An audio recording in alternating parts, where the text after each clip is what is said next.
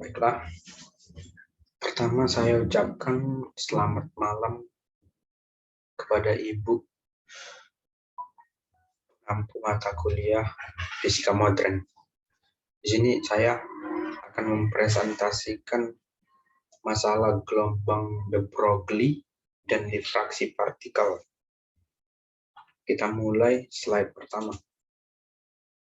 Oke, jadi hal yang pertama itu gelombang de Broglie. Awalnya gelombang de Broglie ini ditemukan oleh ilmuwan Prancis, namanya itu Louis de Broglie.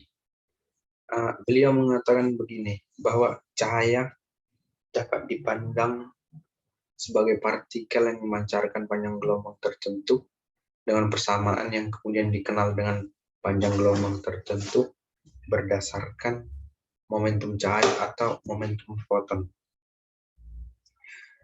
Jadi maksudnya begini,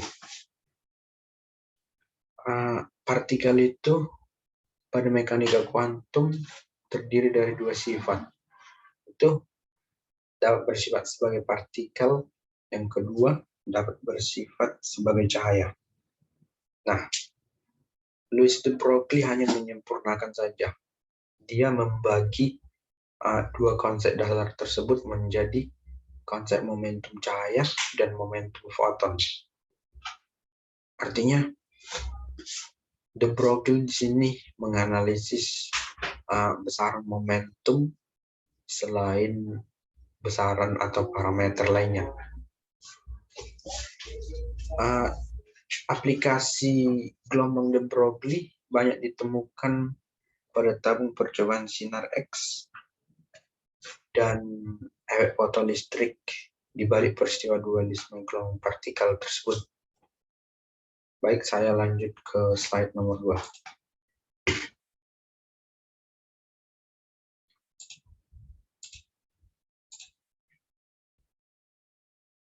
Kemudian kita lanjut pada bagian interferensi dan difraksi. Jadi peristiwa interferensi dan difraksi disebabkan oleh interaksi radiasi dengan radiasi, di mana radiasi ini berkelakuan sebagai gelombang. Otomatis sifat daripada parameter radiasi itu akan menyerupai sifat-sifat yang terjadi pada gelombang. Contohnya itu gelombang itu kan dapat memantul. Jadi radiasi ini juga dapat memantul asalkan pada permukaan yang licin. Sebenarnya radiasi juga dapat memantul pada permukaan kasar, itulah yang disebut dengan pembauran. Kemudian tahun 1924 itu Louis de Broglie mengajukan hipotesis bahwa seperti halnya radiasi yang berkelakuan seperti partikel. Ini dibuktikan secara eksperimen oleh J.J. Davidson dan L.H. Kramer. Kemudian disusul oleh G.B. Thomson tahun 1927. Oke, garis besar atau hipotesis de Broglie ini didasarkan pada sifat simetris alam. Berikut asumsi-asumsinya. 1. Frekuensi atau F adalah suatu besaran pada partikel yang sedang bergerak dengan energi relativistik total E dihubungkan oleh persamaan pada teori Planck yang menyatakan bahwa cahaya itu dapat bersifat dua jenis, gelombang dan partikel yang diantarkan melalui paket-paket energi atau foton. Kemudian yang kedua, partikel dalam gerak dipertimbangkan sebagai sebuah paket gelombang perluasan kecil. Nah, ini yang saya maksud pada hukum Planck tadi, bahwa energi yang dibawa oleh cahaya itu dapat berbentuk partikel-partikel yang disebut dengan paket energi atau foton. Kemudian yang ketiga yaitu kecepatan partikel sama dengan kecepatan grup gelombang hasil superposisi. Superposisi artinya penggabungan dua jenis gelombang tetapi dengan frekuensi yang sama atau sudut frekuensi yang sama. Oke, sifat gelombang materi dapat digabung dengan sifat partikel oleh penggabungan gelombang-gelombang dengan lambda yang membentuk grup gelombang atau kait gelombang. Nah, inilah yang disebut dengan superposisi daripada gelombang. Jadi, sebenarnya superposisi ini merupakan salah satu sifat daripada gelombang. Inilah yang menunjukkan bahwa sebenarnya efek Compton itu benar.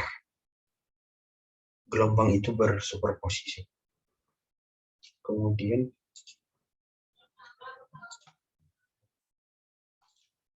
selanjutnya yaitu sifat-sifat dari gelombang materi de Broglie. Satu, semakin besar massa partikel, semakin pendek panjang gelombangnya. Ini jelas. Kemudian yang kedua, gelombang materi tidak sama dengan gelombang elektromagnetik. Yang ketiga, gelombang materi dapat menjalar lebih cepat daripada kecepatan cahaya. Kemudian yang keempat, kecepatan gelombang materi bergantung kecepatan partikel materi, berarti tidak tetap. Kemudian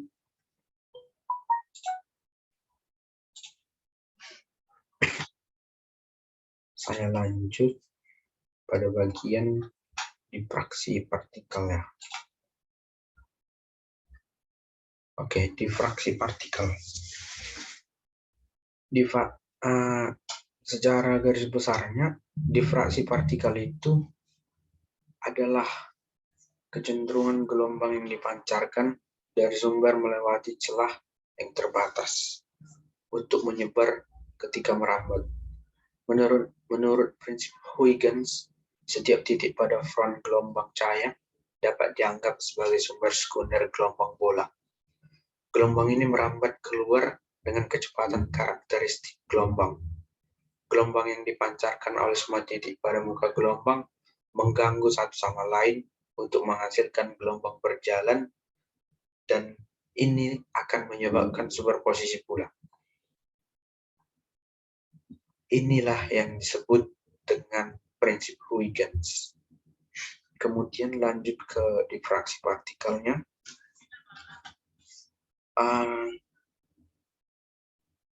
Manifestari kelompok yang tidak punya energi dapat melakukan partikel elektron ialah gejala difraksi.